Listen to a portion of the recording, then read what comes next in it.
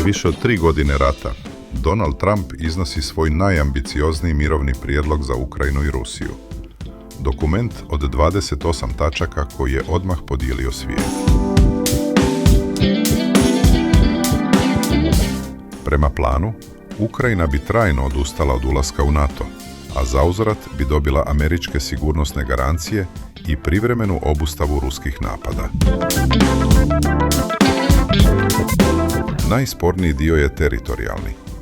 Rusija bi zadržala kontrolu nad dijelovima Donbasa i Krima, dok bi Ukrajina morala prihvatiti novu liniju realnosti na terenu.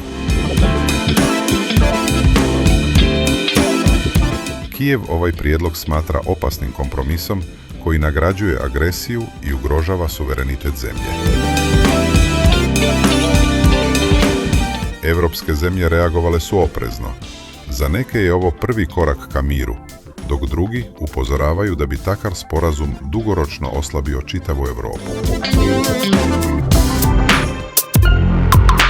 Kritičari u SAD-u tvrde da plan više služi smirivanju odnosa s Moskvom nego zaštiti ukrajinskih interesa.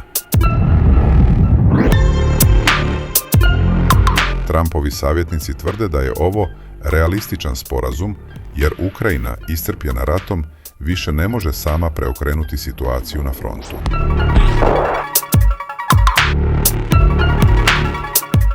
Rusija je odgovorila opreznim optimizmom, ali i poručila da neće povlačiti trupe sa osvojenih teritorija.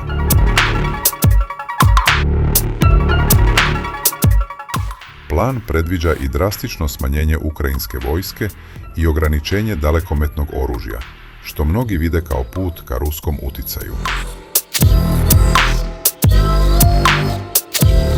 Ako bi bio prihvaćen, ovaj dogovor bi promijenio političku mapu Europe i otvorio novo poglavlje američko-ruskih odnosa. Ali ako Ukrajina odbije, rat bi mogao ući u još težu fazu, sa neizvjesnim ishodom i za istok i za zapad. Jedno je sigurno, ovaj prijedlog nije samo mirovni plan, to je geopolitički test moći, interesa i budućnosti međunarodnog poretka.